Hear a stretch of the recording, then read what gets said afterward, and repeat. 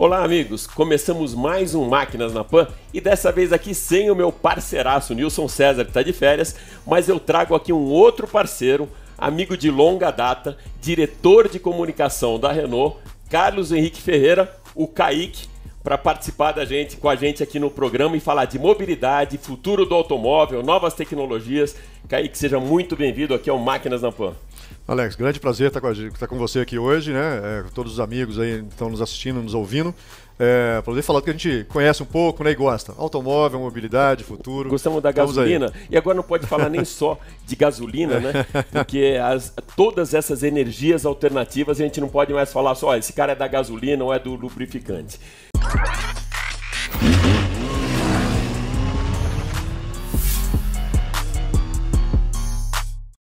Kaique, eu vou começar com uma história que a gente já tinha falado sobre isso. Antigamente, quando a gente ia num salão do automóvel, a gente via um carro conceito e sempre tinha aquela história, o carro conceito está ali no stand para chamar atenção, para trazer público. Hoje a história é bem diferente disso, né, Kaique? Alex, o carro conceito, na verdade, eu costumo dizer que ele é um momento de maior diversão, de alguma forma, dos nossos designers, né, o pessoal do centro de design e também do pessoal da engenharia. Por que isso? Porque ele é um momento em que os designers e os engenheiros podem voar, né, livremente como imaginação e colocar nele tudo aquilo que eles gostariam que tivesse no carro já hoje, mas que às vezes não é viável nem tecnicamente e nem muitas vezes, a maioria das vezes, por custo. Mas ele é um grande laboratório. Então o carro conceito, sim, sempre serve para a gente poder testar soluções e mostrar aquilo que a gente está prevendo que cheguem no tecnologias e design, que cheguem nos carros no futuro próximo ou às vezes no futuro realmente bem distante. Mas hoje isso está se aproximando, isso que você está se referindo é verdade. Cada vez mais quando a gente mostra um carro conceito no salão, muito rapidamente a gente já vê aquelas soluções ou aquele carro muito próximo dele já nas ruas.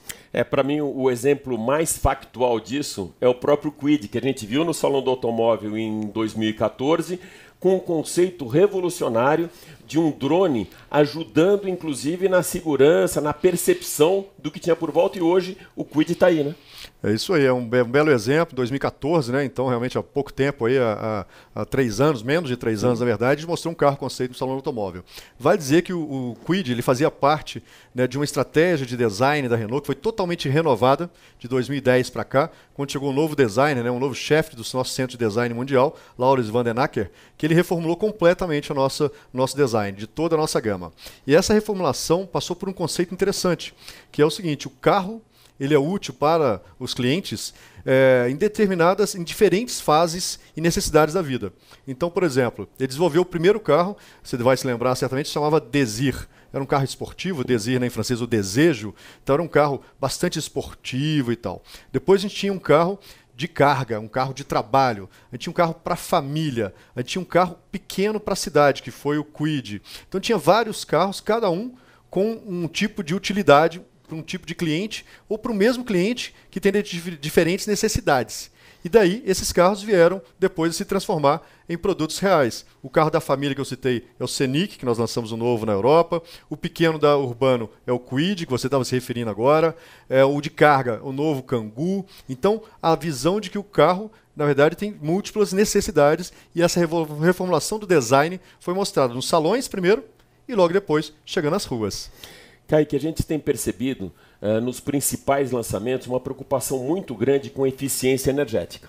Então, os carros hoje vêm com materiais mais leves, alumínio, fibra carbono, mas me impressionou muito o conceito do Eolab, que é um carro, quando a gente fala, por exemplo, dos híbridos, até 19 km por litro com combustível, a gente fala dos elétricos, nessa faixa também, mas o conceito do Eolab é um carro andar 100 km com 2 litros de combustível, é isso? É isso aí. Então, realmente, a engenharia, a gente precisa, né, o nosso papel no mercado, a gente entende, é trazer inovação, é realmente ter, né, soluções que vão nos levar para o futuro.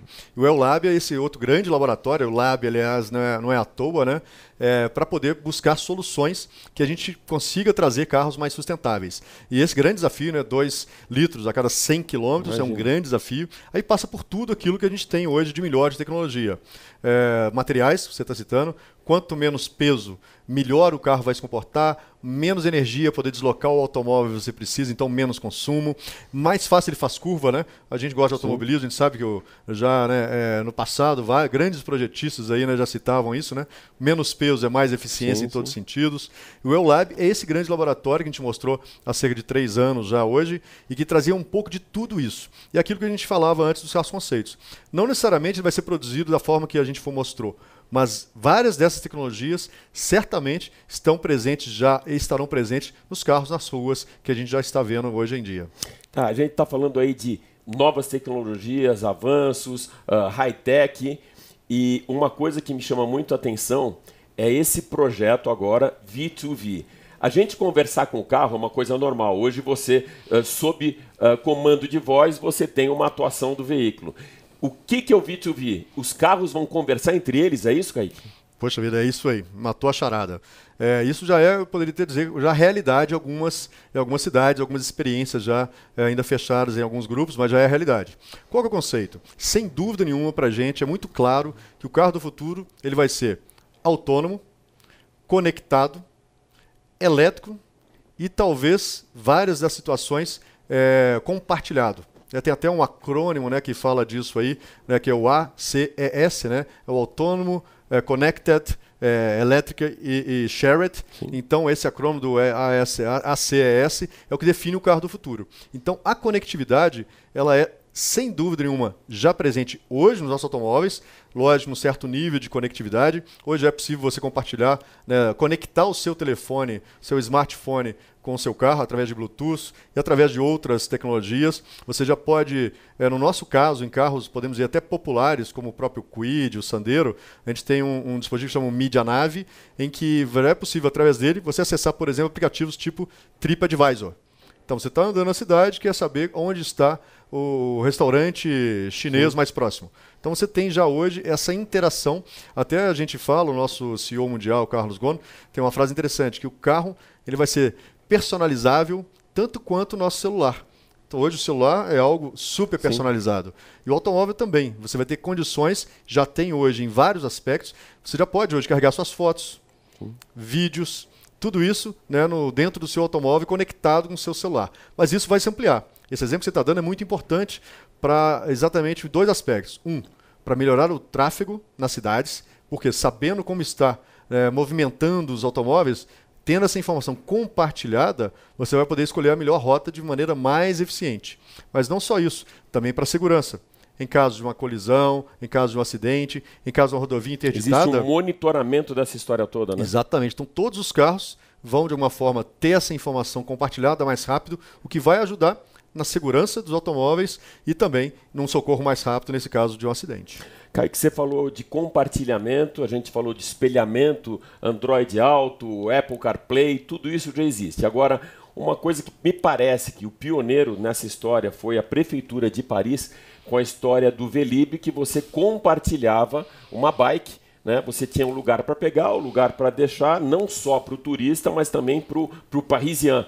Existe o mesmo projeto agora com o automóvel. É isso aí, o Autolib, né, que você está se referindo, é um projeto fantástico. Eu tive a oportunidade de estar em Paris este ano e conhecer a central de monitoramento desse projeto, que é parceria também, a Renault tem uma parceria também com esse projeto lá na França, em Paris, que é realmente fantástico. E é interessante a gente falar que nós somos construtores de automóveis, né?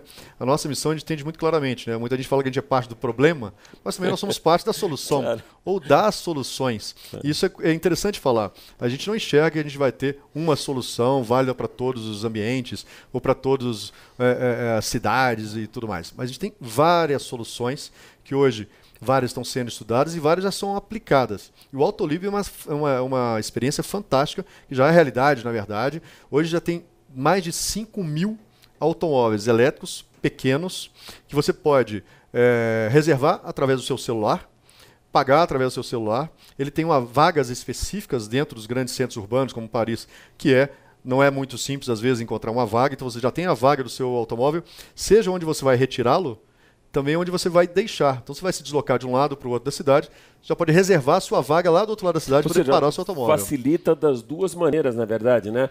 Você não precisar utilizar o seu carro, você ter mobilidade, você contribuir com menor emissão de CO2, sem com dúvida, melhor consumo. E principalmente isso aí numa cidade como Paris, que você não tem onde estacionar, você resolve outro problema também. Então, assim, a mobilidade ela tem que ser enxergada como um todo, né? A mobilidade, o automóvel é parte dela, então também até outro mito que existe, né, que as montadoras, os automóveis são contra o transporte público, mas de forma alguma, né? A gente vê realmente a mobilidade como um sistema que tem que funcionar. E nós temos várias soluções, como por exemplo o Twizy, né, que é um carrinho pequeno, elétrico, ideal para esse tipo de solução de compartilhamento. Temos carros de carga para as grandes cidades elétricos. Então são várias soluções em que nós participamos de várias delas para realmente melhorar a mobilidade, trazer soluções para os vários tipos de cliente que têm vários tipos de necessidade. Kaique, agora eu vou trazer aqui para o nosso cenário um engenheiro, Kaique, entusiasta por motorsports, que pouca gente sabe. Ali, no meio todos nós sabemos, né? O Kaique, além de diretor de comunicação da Renault, ou seja, a parte de jornalismo, ele também é engenheiro, então esse papo aqui fica até mais legal. 40 anos da Renault na Fórmula 1. Antes de falar de tudo isso que a Renault já fez, conta pra gente o que atributos de tecnologia, ao longo desses 40 anos, que a gente conseguiu ter de um Fórmula, ou seja, de um carro de corrida, para a pista, para o uso do dia a dia, tanto em segurança como tecnologia. O que a gente conseguiu importar de tecnologia, Kaique? Olha, Alex, foram muitas coisas que realmente eu acho que nem todos têm essa noção, né? A Fórmula 1 realmente, categoria máxima do automobilismo mundial, é um grande laboratório de desenvolvimento de tecnologia para todas as marcas que estão presentes na Fórmula 1. A Renault está presente desde 77, como você está dizendo, são 40 anos, 12 títulos mundiais. Então, realmente uma história de sucesso, né, na categoria máxima do automobilismo mundial. Começou de forma inovadora já, trazendo o primeiro motor turbo para a Fórmula 1, em 77. E aí, como toda nova tecnologia, né, no primeiro ano não deu muito certo, mas todo mundo viu que era aquele o caminho. E logo depois fomos campeões mundiais com essa tecnologia que todos os outros nos seguiram. E com uma primeira, te interrompendo um pouco, e com uma primeira vitória de Ayrton Senna com motor Renault, exatamente, com a Lotus número 12 em Estoril, né? Exatamente, então, é a história de 12 títulos mundiais e com vários capítulos, sim, né, sim, que muito nos orgulha, essa é uma delas. Não à toa, quer dizer, na verdade por isso que a nossa fábrica aqui no Brasil, né, lá em São José dos Pinhais, a gente deu o nome de Complexo Ayrton Senna.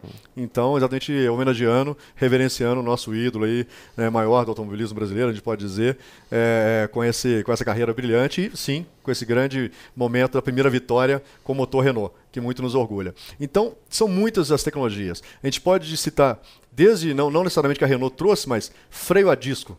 Todo carro hoje que a gente vê nas ruas usa na parte dianteira do carro um sistema de freio que a gente chama de freio a disco. Isso nasceu nas pistas. Injeção eletrônica foi trabalhado nas pistas. O câmbio robotizado nasceu nas pistas. O KERS, né? O KERS, controle de estabilidade, controle de tração, tudo isso foi desenvolvido na pista e chegou às ruas hoje. Falando do KERS, dá um exemplo bastante prático aí, já que você deu esse gancho, muito interessante. Lançamos no finalzinho do ano passado 2 novos motores aqui no Brasil. O motor 1.0, 3 cilindros, totalmente em alumínio, e o motor 1.6, todos dois da família que a gente chama SCE, né, Smart Control Efficiency. E que faz parte desse projeto de downsizing dos motores também, né? Com certeza. Visando menor consumo, sim, a gente busca um motor menor, que vai consumir menos, porém mantendo o desempenho, né, a potência, o torque, e um consumo bem menor. Essa é a lógica aplicada na Fórmula 1. Então vale esse parênteses, né? Em 2014 houve uma mudança muito radical, digamos assim, até em termos de tecnologia, de norma, né? As leis da Fórmula 1 que passaram do motor, como você sabe bem, 2.4 V8, né? Motores tradicionais em V8 cilindros, 2.4 de tamanho, 2 litros, né, e 400 centímetros cúbicos, para o motor 1.6. Kaique, para finalizar, vamos falar um pouquinho de mercado. Em 2008, estávamos juntos no Salão do Automóvel de São Paulo quando começou o tsunami, quando apareceu a primeira onda daquele tsunami da crise econômica, crise mundial, começou lá nos Estados Unidos e tal. De lá para cá, teve uma queda muito grande na produção. Você mesmo citava, em 2013, a gente tinha uma frota de 3,6 milhões, me parece, né? Hoje 2 milhões. O que a gente pode esperar para o ano que vem? E você acha que 2017 já começou a ter uma recuperação de mercado? Sim, na verdade o mercado brasileiro ele é olhado por todos, né? A gente pega algumas referências, né, de relação automóvel por habitante. né, por exemplo, ou habitante por automóvel, como é usado no mundo inteiro para entender. Para entender, a Europa, hoje o volume de carros produzido por ano, né, vendidos no ano na Europa, tem uma relação de 2 para 1, ou seja, 2 carros para cada habitante. Se você for para os Estados Unidos, é um pouco menos de 2 para 1. Ou seja, se vende mais carros do que 2 pessoas que seriam os habitantes daquele país. Então é uma relação interessante. No Brasil, esse número hoje está em torno de 5,8 para 1. Então a gente vende, tem mais habitantes do que a gente vende carro. Tem um potencial de crescimento de mercado muito grande. Ainda a gente enxerga isso. Óbvio que esse crescimento não vai acontecer em São Paulo, capital. Aqui, os índices já são de 2 para 1, ou um pouco menos até. Mas sim, tem vários outros mercados, cidades do interior, o Nordeste prioritariamente, que teve um crescimento muito grande nos últimos anos e agora realmente tivemos aí uma queda nos últimos anos de 2013 para cá, expressiva. Então agora a gente enxerga que o mercado brasileiro deveria voltar a crescer para poder aproveitar todo esse potencial. Mercados como a Argentina, por exemplo, tem uma relação automóveis por habitantes melhor do que a nossa. Ou seja, tem mais automóveis por habitante. Que significa mobilidade, significa conforto, significa mais condições de vida, maior renda para né, os habitantes normalmente. Né? A maior renda reflete na maior compra de automóvel. Então o Brasil tem sim um potencial. A gente realmente passou aí em 2013, como você citava, de 3,6 milhões de carros vendidos naquele ano para 2 milhões no ano passado, uma queda expressiva. Esse ano sim, a gente entende que a economia tem tido um caminho, né, uma evolução positiva nos últimos meses. A gente espera fechar esse ano, né, aquilo que também a nossa associação prevê, fechar o ano em torno de 7,5% de crescimento, porém numa base, né, muito menor do que foi no passado. Isso quer dizer que para a gente voltar ao número de 2013, né, os especialistas, os economistas aí indicam que a gente deve demorar em torno de 10 anos para voltar a um volume igual a 2013. Então, temos uma recuperação pela frente, é uma recuperação lenta, né, quando a gente fala de um crescimento de 5%, 7% relativo ao ano passado, em cima de uma base muito pequena. Então, essa recuperação a gente espera que continue, essa é sempre a expectativa, né? A gente tem um sinal positivo, mas é necessário que isso continue ao longo dos anos para que a gente tenha realmente uma retomada consistente do mercado. Kaique, super obrigado por ter você com a gente aqui nesse programa. Quero ter mais aqui para a gente aprender um pouquinho mais de mobilidade, de novas tecnologias e também de motorsports. É um prazer, realmente, sempre que a gente puder falar um pouquinho mais desses projetos, é um prazer compartilhar, né, e bater um papo agradável com você e com todos os ouvintes, nossos telespectadores aí. Valeu, gente. O Máquinas da Pan de hoje fica por aqui. Super obrigado pela sua audiência e até a próxima.